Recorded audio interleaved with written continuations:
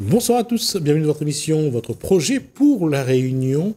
On va aller faire une balade du côté du Vieux Domaine à la Ravine des Cabris. Bonsoir Daniel Bayette. Bonsoir, bonjour à vous. La question, quand j'ai dit on va faire une balade, quand on parle du Vieux Domaine, les gens ne pensent pas à ça. Tout à fait. En fait, pour eux, le Vieux Domaine, c'est un lieu, donc, un jardin, un lieu où on découvre des choses, un vieux patrimoine, etc. Mais c'est au-delà de ça. C'était un lieu où on peut se balader. Je l'ai fait. On peut se balader, ouais. Mais on peut aussi découvrir autre chose. En fait, le Vieux Domaine est aussi, donc c'est une association en fait. Elle regroupe effectivement la protection du patrimoine, de la mise en place d'un vieux jardin créole, sauver des vieux bâtiments. C'est ce que nous faisons, c'est ce qui est dans le caractère visible en fait des choses. Mais derrière, il y a une partie en fait que peu de personnes soupçonnent. Nous sommes aussi une association qui travaille dans l'accompagnement des gens, des personnes. Ça s'appelle Tremplin Pot de Main. C'est-à-dire, nous travaillons avec des personnes qui veulent sortir l'assistanat, quel que soit leur âge. Nous les repérons, ils viennent nous voir, ou on nous indique où ils sont, on va les chercher sur la brocante ou n'importe où, et on les incite à venir nous voir. Et on va discuter, on va leur apprendre, en fait, quand ils viennent, ils ne sont pas obligés de venir. Quand ils viennent, on a quand même eu pas mal de personnes qui sont déjà présentées chez nous. On va les aider, donc, en fait, à reprendre confiance en eux. Ça va prendre un certain temps, il n'y a pas de limite en fait. Et c'est fait d'une façon bénévole, c'est gratuit. Donc on va leur donner la confiance en eux, on va leur apprendre à respirer, parce que souvent nous respirons mal, nous sommes oppressés, que les créoles toujours un peu fermés sur lui-même. Ça. Donc on va leur apprendre en fait à être responsables d'eux-mêmes, à reprendre la confiance, et ensuite ils vont découvrir sur le site plein de métiers, plein de petits métiers, certains disparus, certains très rares. Et alors, pour y être allé quelques fois, j'aime cet endroit où il y a encore les outils du bardotier. Là. Tout à fait. Tout à fait. Je trouvais... C'est dommage parce qu'aujourd'hui, on n'utilise plus le bardeau comme on l'utilise. Après, c'est vrai que c'est extrêmement cher. Ouais. C'est déjà inaccessible pour le commun des mortels, c'est pas possible. Et puis, j'ai aimé aussi cet endroit où on faisait le repassage. Tout à fait. Eh ben, ça, ce sont des métiers qui ont un rapport avec ce que nous faisons. Par exemple, le 4, 5 et 6 mars, nous avons une formation sur le canage avec un maître formateur qui s'appelle Calpétard. Et il viendra donc, sur ces 3 jours-là, former des gens pour apprendre à faire du canage. Alors, ils emmènent leurs chaises, Ils emmènent leurs chaises et nous allons fournir le rotan. Et ils vont donc apprendre pendant 3 jours à fabriquer. Alors, c'est quelque chose que je prends l'occasion, je vais prendre c'est l'opportunité d'en parler, le rotin. Qu'est-ce que c'est le rotin? C'est un arbre. C'est un arbre un petit peu semblable à un palmier qui donne donc des fils assez, je veux dire, précis. On ne le retrouve pas à La Réunion. Vous le trouvez en Indonésie. Donc ça coûte relativement cher. Un petit sac de rotan, en fait, on appelle ça le rotan, c'est autour de 100, 120 et quelques euros. C'est très très cher. Donc nous fournissons en fait la matière. Les personnes qui viennent, qui sont intéressées, vont emmener leurs chaises. Alors c'est une opération qui est, je veux dire, financière. Donc, il faut que les gens participent. Ils vont donc payer sur 4 séances, en fait, ils vont payer 200 euros. Mais ils vont ressortir là avec leur chaise rotinée. Vous savez combien ça coûte, rotiner une chaise? Ouais. Ils vont aussi apprendre à le faire et pour le faire après. Et nous fournissons, en fait, toute la matière première. Et ça va prendre en fait 3 ou 4 jours à peu près, et c'est assez intensif, ça dure à peu près pratiquement 9 heures de travail. Et la personne qui fait ça, c'est un bénévole de chez nous, il s'appelle Philippe Calpétard. Il viendra, il va donc apprendre. Et l'année dernière, on l'a fait, tous les ans en fait, on le fait. On a eu des demandes cette année, on va le reconduire. Nous avons aussi des formations sur, par exemple, le travail de l'empaillage. Et là, il s'agit d'un monsieur qui habite à la plaine des Cafres. C'est le vétiver? Vétiver ou paille, tout ce qu'on veut. D'accord. L'empaillage. Il s'appelle Gilles Toplan. Donc, il vient, il va vous apprendre. En fait, je reviens sur Tremplin Pot de Main. Donc, c'est donner, en fait, la possibilité à des personnes qui veulent sortir de l'assistanat. Ils ne perdent pas leur STA. Ils le maintiennent. Ils vont apprendre à faire, ils vont choisir, en fait. On a une quinzaine de pratiques. Ils peuvent aussi ne rien choisir. C'est arrivé, rien ne leur plaît. Bon, ben, on n'a rien qui leur plaise, donc bon, ils feront autre chose. Mais ils peuvent tomber sur des choses qui les intéressent. En 2023, nous en avons mis 9 sur le marché actif. Et ils y sont toujours. Alors, quand ils sont bien aguerris, ils commencent à apprendre, ça va de tous les domaines, hein. Ça va de l'empaillage, le canage, l'empaillage, le tressage, etc., etc. On va leur donner, en fait, on va les faire découvrir à des visiteurs. On a pour ça un village qui a été construit pour eux. C'est à eux, chaque maison est à eux, c'est fait de briques et de broc, hein, nécessairement, mais tout est équipé, on peut même leur fournir les outillages qu'il faut, et quand on va recevoir des visiteurs, ils iront aller voir. Ce village s'appelle le village des artisans. Donc il viendra, on va lui apprendre à parler en fait, avec eux. Et s'il a des choses qui sont très bien et qui peuvent le vendre, ils vendent pour eux. Nous, ça ne nous intéresse pas. Et quand ils seront assez aguerris, sur 2, on va les immatriculer avec une couveuse donc, qui s'appelle le CAE possible, qui se trouve à la ligne des bambous. Ils ont un numéro d'immatriculation. Ils vont pouvoir faire des facturations. Là, ils sont déjà au stade supérieur. Donc, on en a mis 9 en 2023 et ils y sont toujours. La dame que je vous avais emmenée là, il y a une dizaine de jours, c'est ce schéma-là. Le monsieur qui était là, la dame était déjà au stade supérieur. Le monsieur Shaolin était un stade intermédiaire. Donc demain, à mon avis dans 2 ou 3 mois, il va être opérationnel et il pourra travailler un peu partout. Tremplin pour demain. On en a mis 9 sur le marché en 2023 et nous avons encore un groupe qui actuellement suivent cette formation-là, et c'est fait de façon totalement bénévole. Mais nous avons mis aussi une formation qui est, elle, plutôt, je dirais, diplômante. Donc ça s'appelle, en fait, je ne sais pas si vous arrivez à le voir là, métier de la transmission. Alors donc, métier de la transmission et du développement durable, voilà. Ça, c'est la tranche non connue du vieux domaine. Ah, d'accord, ok. Alors, pour ce faire, en fait, nous... Alors, je vais interrompre Daniel Bayet. Pré-professionnalisation, formation qualifiante, formation continue, création d'entreprise. Alors, nous, pour le faire, nous, on faisait tremplin pour demain d'une façon totalement informelle. C'était pour, en fait, aider les gens pour qu'ils puissent s'en sortir, pour qu'ils puissent, demain matin, apprendre quelque chose et surtout, pour qu'ils puissent, demain, maîtriser un savoir qui est en train de disparaître. Cette formation-là, elle est différente.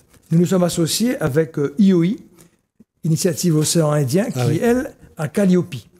Ils ont des formateurs compétents.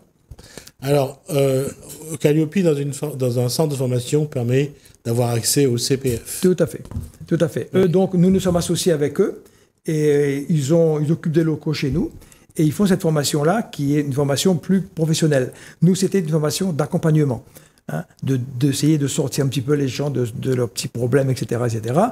Nous avons pour ça un adulte relais qui nous accompagne.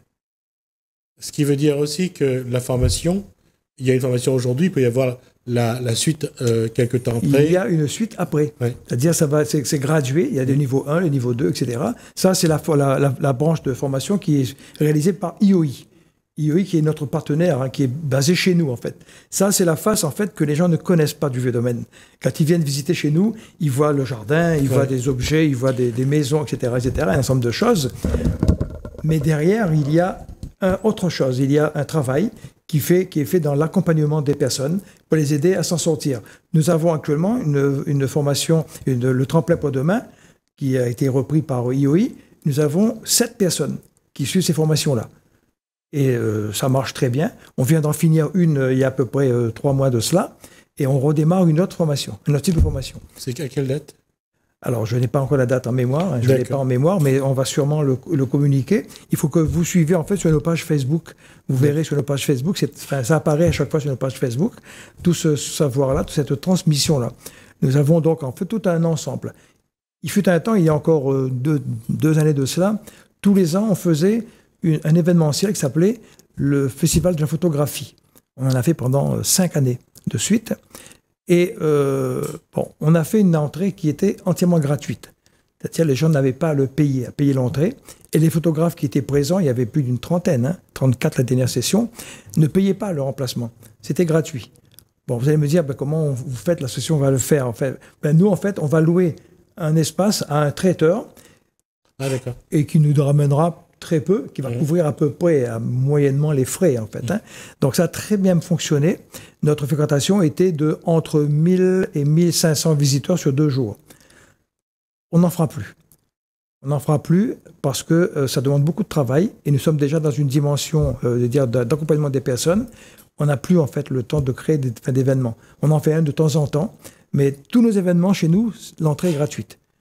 L'entrée est gratuite pour une raison simple, on ne met pas un fin d'argent à la culture. Même un franc, quelquefois ça coûte cher pour une famille. Donc si c'est gratuit, ils n'ont pas d'excuses. Oui. Ils doivent venir, c'est gratuit. Ils n'ont rien à payer. Donc l'argent, en fait, n'est pas présent en fait, lors de nos événements. Mais on a besoin d'argent quand même pour faire les événements. C'est vrai qu'on a besoin d'argent. Donc souvent, quelquefois, nous avons les accompagnements de la mairie de Saint-Pierre, qui quelquefois nous a accompagnés. Quelquefois, nous avons eu la DACOI pour la journée du patrimoine. Bon, c'est des petites sommes, mais qui couvrent les frais d'électricité, les frais de nettoyage et les frais donc de personnel supplémentaire. Bon, ça couvre pas, en fait, on ne couvre que l'essentiel, quoi. Donc, mais on en fait. Cette année, je ne pense pas qu'on va en faire, parce qu'on est dans une phase en fait, de construction en fait, de ce projet de formation. Donc voilà, on a fait la culture du terroir, pratiquement 2000 personnes sur 3 jours. Nous avons une journée, en général le vendredi, c'est ouvert gratuitement, tout est gratuit de manière, mais c'est gratuit, c'est ouvert aux écoles. Alors souvent, c'est les écoles du secteur qui viennent, parce que bon, c'est à côté. Ils viennent, c'est gratuit, mais tous les artisans, tous les photographes, si c'est la journée de photographie, ils sont présents et ils se doivent d'expliquer, de communiquer, de parler. Ça marche très bien. C'est très lourd à gérer. C'est pour ça qu'on en fera très peu cette année, peut-être un seul événement, parce qu'on est un petit peu quand même fatigué. En fait, on a besoin de 100 nouveaux. On a besoin de bénévoles, on a besoin de personnes qui viennent nous aider, faire l'accompagnement de ces personnes, de cette mouvance-là.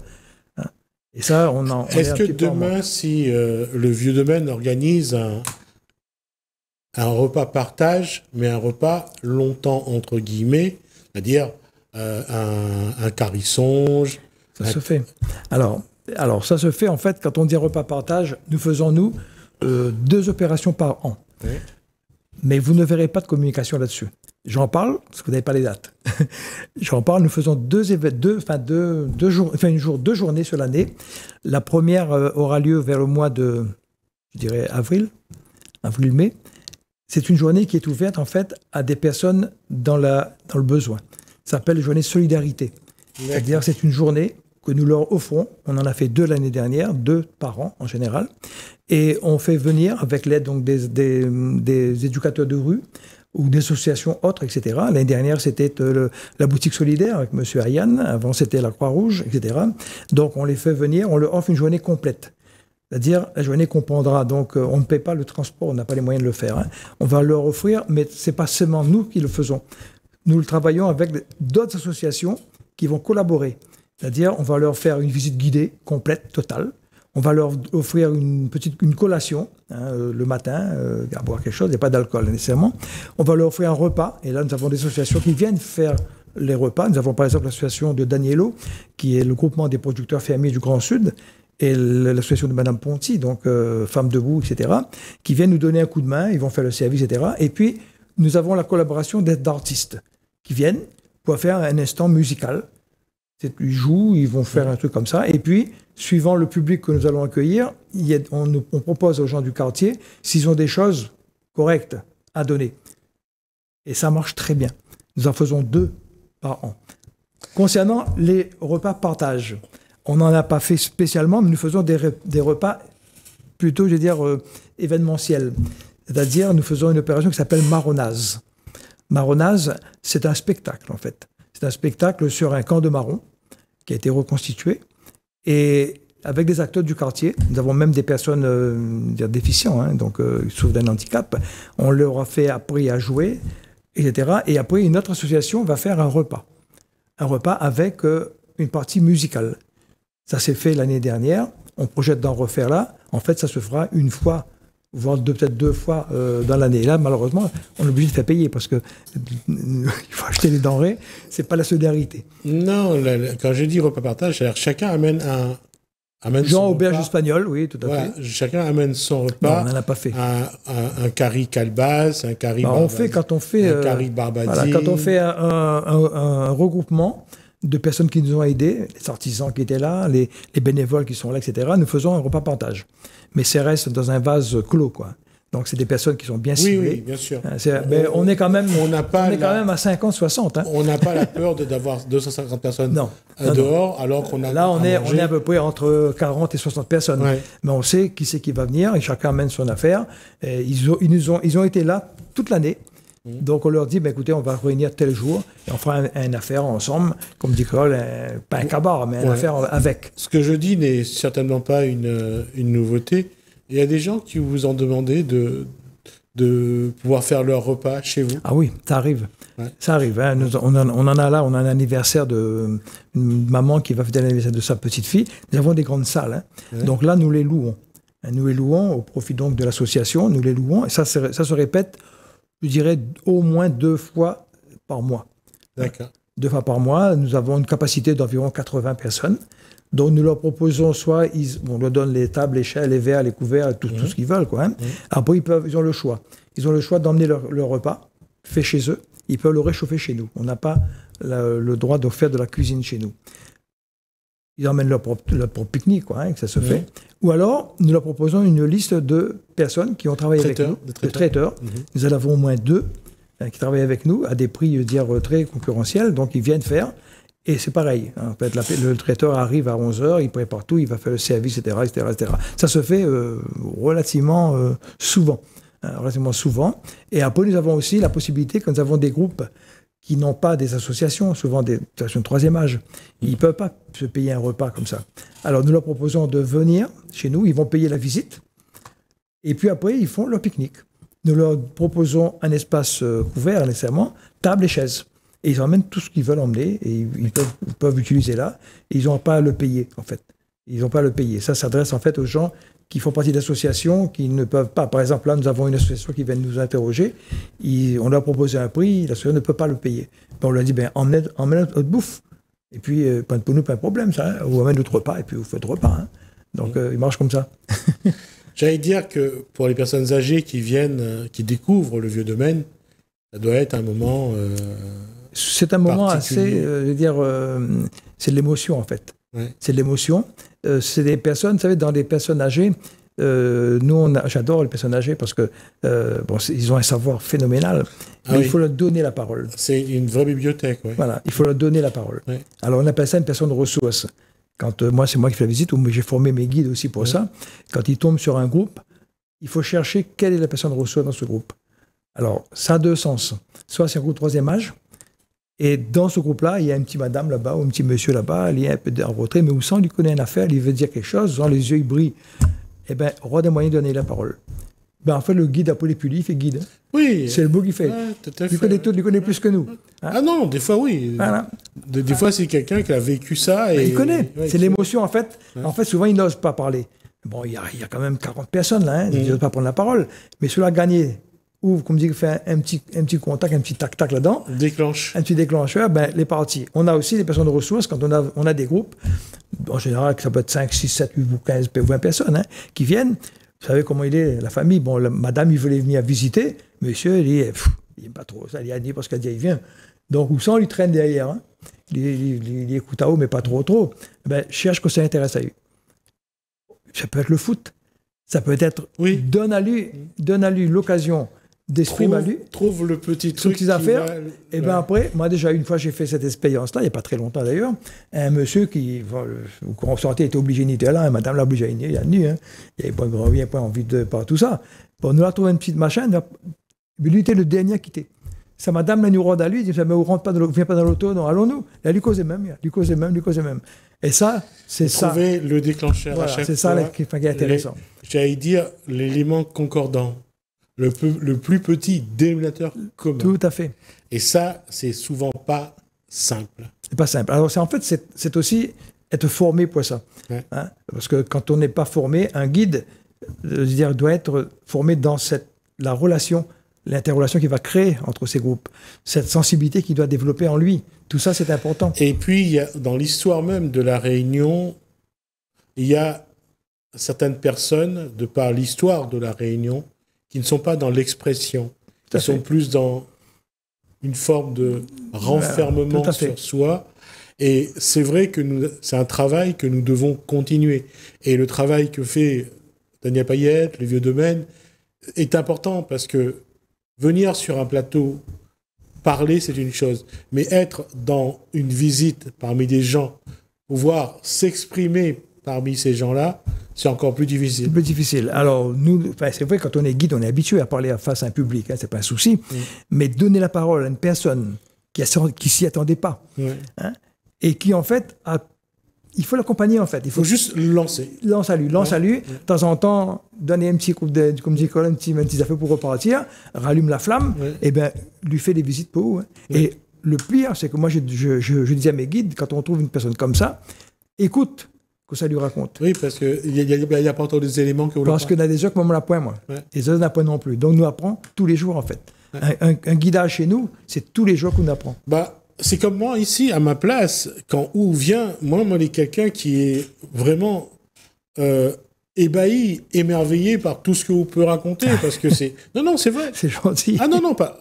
Ou parce que vous l'êtes là. Mais il y en a d'autres qui viennent, qui racontent des choses, quelle que soit la personne, vous les émerveillez de découvrir toutes ces choses-là. Et c'est vrai que découvrir la Réunion, faire découvrir la Réunion, ça doit être notre passion. C'est extraordinaire. Il faut avoir la foi, il faut y croire. En fait, il faut croire à son pays. Il faut croire à son pays, il faut croire à ce qu'on est, il faut croire à ce qu'on doit faire. En fait, on est là, on n'est qu'une courroie de transmission. Hein.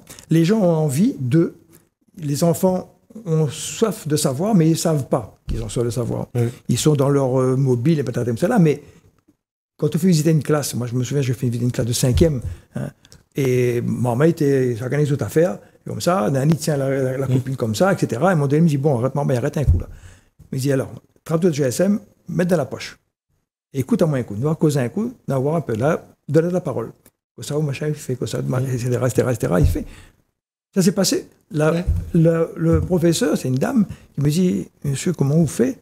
Je dis, ben oui, mais à un moment donné, il faut... Parce que l'image que vous renvoie est l'image de quelqu'un plutôt d'apaisant.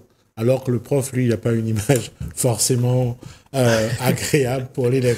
C'est vrai, c'est comme ça. Vrai, tout ça, c'est vrai. Hein. Mais je veux dire, mais tout le monde doit être comme ça. Tout le monde, même au sein d'une famille, hein, bon, vous savez, la famille, souvent, elle est aussi fermée sur elle-même. Hein, elle est dans l'ordinateur, elle est dans tout ce qu'on peut imaginer. Mais cause, explique une marmaille, petit marmaille, donne la possibilité de causer. Et la joie, c'est de voir demain matin un petit garçon, moi, un petit garçon qui doit avoir 16 ans et demi, 17 ans là, l'éveil que lui peut avoir maintenant. Hein, il était fermé comme ça. Hein. Et c'est ce que nous va essayer de faire dans différentes émissions que nous allons faire ensemble, voir comment nous pourrions donner la parole au Régnier. La finale dépasse de 4 minutes, le temps qui nous est imparti. Daniel Fayette, merci. Je vous en prie, c'est moi qui vous remercie. De nous avoir suivis. Merci à François, je vous dis à bientôt.